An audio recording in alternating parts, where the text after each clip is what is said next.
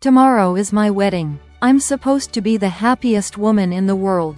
I was driving home with bags, checking my list for the third time, afraid I might forget something important. But I had no idea. I had already forgotten something much worse. A stranger walked up to me and silently handed me an envelope. He didn't wait for a question. He just disappeared. Inside, just one message. Silence has a price. And a link. I opened it, and my life fell apart in seconds. The photos showed me with another man. We were holding hands, laughing, looking at each other like we were in love. And the worst part, I don't remember any of it. But the photos are real. And then a message came in. I haven't told Jake anything. Pause. Yet, and in that moment I realized, this isn't just about photos. It's a trap. And if I don't find the truth, I'll lose everything. Love Stories Max. Welcome to my channel. Enjoy watching, friends. These photos will ruin my wedding. I still remember how tightly I was gripping the steering wheel. My fingers had gone pale. Not from fear, from excitement. Tomorrow is my wedding. My wedding. I kept repeating those words in my head, like I was afraid they might disappear if I didn't hold on to them. Jake. Me and Jake. Forever. On the passenger seat lay shopping bags, champagne-colored ribbons, a box with my shoes, a tiny box with earrings I bought at the last minute because, what if they're the ones that make everything perfect? I checked my list on my phone 3 times. Then again, and again. I didn't want to forget anything. Not a single thing. By the time I pulled up to the house, it was already getting dark. The air felt still, like right before it rains. I turned off the engine and froze for a second. This is it, I thought. The last evening before a new life. I smiled to myself and stepped out of the car. The bags rustled softly in my hands. My keys jingled as I opened the building door. And that's when it happened.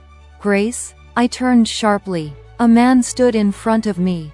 A stranger. Around my age, maybe a little older. Dark eyes, a strange look, like he knew something I didn't. Are you Grace? He asked more quietly. Yes, I answered automatically, though something inside me had already tightened. He didn't explain anything, just held out an envelope. Plain, white, no name on it. This is for you. From who? I didn't take it right away. But he had already taken a step back. You should read it. And he left. No, not even left. He almost ran. Turned sharply and disappeared around the corner of the building as if he was afraid I'd stop him. I stood there in the courtyard with my bags and that envelope in my hand. My heart started beating faster. Relax. It's nothing. Probably a mistake, I told myself. But for some reason my fingers trembled a little as I opened it. Inside was a sheet of paper. And a few words. Silence has a price. Below it, a link. Facebook. I froze. What the? I whispered. My brain tried to find logic. A joke? A mistake? Some weird kind of ad? I quickly set the bags down, pulled out my phone, and typed in the link. The page loaded almost instantly. Profile photo. A guy. Attractive. Dark hair. A slight smile. Confident eyes. And, familiar? I leaned closer to the screen. No, I said quietly. I didn't know him. I was sure of it. 100%. I started scrolling through the photos. First, he's at the beach. Second, with friends. Third, I froze. My phone almost slipped out of my hands. In the photo, it was me. I was sitting in a cafe. Smiling. Calm. Across from me, him. Our hands, intertwined. I stared at the screen, and the world felt like it was closing in. This is Photoshop, I whispered, but my voice sounded empty. I opened another photo. We were standing, holding each other. His hand on my waist. My head slightly tilted toward him. Another one. A selfie. Close. Very close. I'm laughing. He's looking at me like, The way people in love look at each other. My heart slammed against my chest. No, no, that's not me. But it was me. My hair, my jacket, and my purse. The same one. The one Jake gave me 2 weeks ago. A chill ran down my spine. These photos aren't old. They're recent. I scrolled more, and more, and more. Each photo, like a hit. We're walking. We're having coffee. We're laughing. We're happy. I pressed the phone to my chest, trying to catch my breath. I don't remember this, I whispered. Not a single one of these moments. Not one. Not the cafe. Not his hands. Not those looks. But there was no fake in those photos. They didn't look edited. They looked like memories that had been stolen from me. Suddenly my phone vibrated in my hands. A notification. A message. From him. I stared at the screen for a few seconds, not daring to open it. Then I tapped it. You haven't checked in for a while. I was starting to think you changed your mind about getting married. My heart stopped. Another message appeared almost immediately. But don't worry, I haven't told Jake anything. I felt like the ground was slipping out from under me. And the last message, not yet. I didn't even have time to catch my breath before my phone vibrated again in my hands. Another message. I opened it, and after the first line, my fingers went cold. $30,000. Tonight, 9 p.m. Leave it in the trash can by the third bench in the Central Park. And this page disappears forever. No one finds out. If not, at 10 p.m., Jake gets everything. I couldn't breathe. Don't waste time explaining. You don't have any. My phone slipped from my hands and hit the pavement. No, I whispered. 10 p.m. Less than an hour to either destroy everything, or save it. The wedding. Jake. My life. I couldn't explain this. How? What would I even say? Jake, I don't remember cheating on you, but here are photos where I look in love with another man. It sounded insane. My whole body started shaking. And then I did the only thing I could. I called Anna. Grace? She answered almost instantly. Why are you crying? I hadn't even noticed I was crying. Anna, I need help, now? I spoke fast, in fragments, barely breathing. The envelope, the photos, the messages. Silence for a second. Don't hang up, she said, her tone completely different now. We're coming.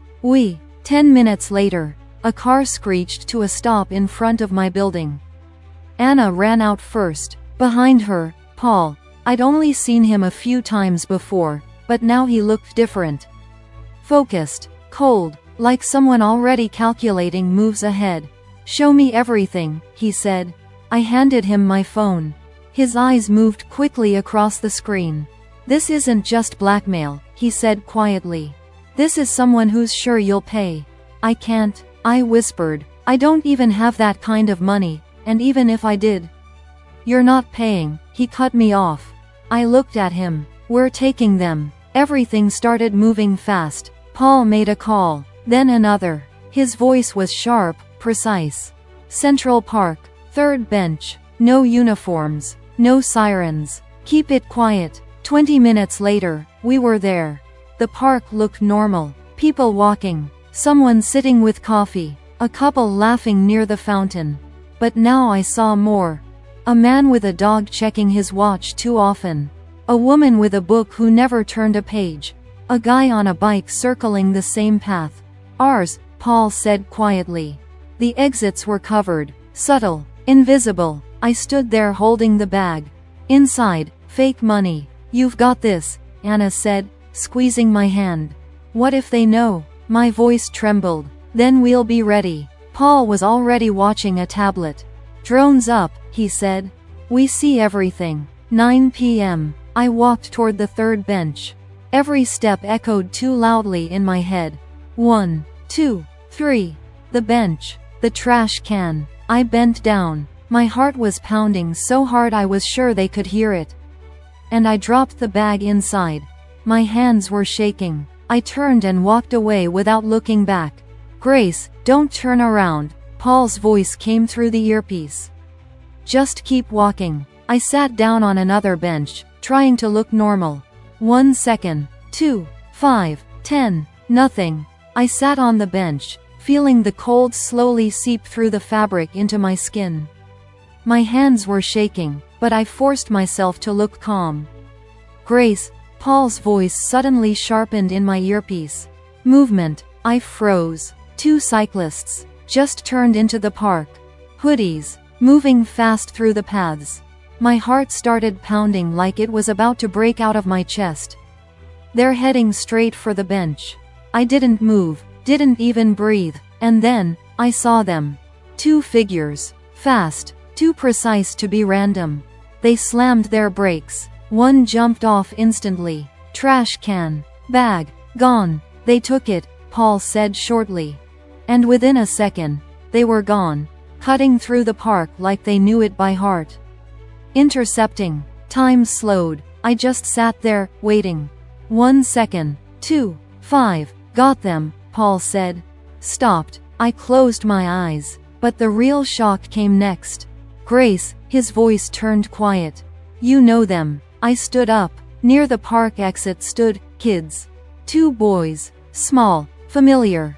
Sam? Ted? My voice trembled. They looked at me, terrified, eyes full of tears.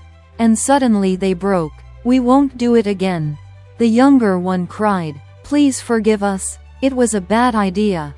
The older one choked on his words. They told us to just grab the bag. They were crying like their world had ended. And I didn't see criminals. I saw children, the same boys I'd seen on my street, laughing, racing their bikes, arguing over nothing. Who told you to do this? Paul asked calmly. We don't know, Sam whispered. Someone texted us, said if we didn't do it, there would be problems. What kind of problems? Paul pressed. They said our mom would lose her job. Ted said quietly. Silence. Heavy. You don't have a dad? I asked softly. They shook their heads. No, mom works all the time. Sam whispered. He couldn't finish. And in that moment, I understood. They weren't the enemy. They were the result. I took a deep breath. Paul, he looked at me. Give them a chance. His expression stayed serious. Grace, this isn't just. I know, I said quietly. But they're kids. Someone used them. If we break them now, they won't come back from it. Anna squeezed my hand. Paul stayed silent for a long moment. Then exhaled. Fine. 1 chance. Last one. The boys broke down even more. Thank you. We won't do it again, we promise. I'll talk to their mother, Paul said. And I mean really talk. He paused, then looked at me differently. But you owe me. I blinked. What? A faint smile. Throw the bouquet to Anna at the wedding. Anna blushed. Paul, I've wanted to do this right for a long time, he said quietly. Maybe this is the sign. And for the first time that night, I felt warmth. Deal.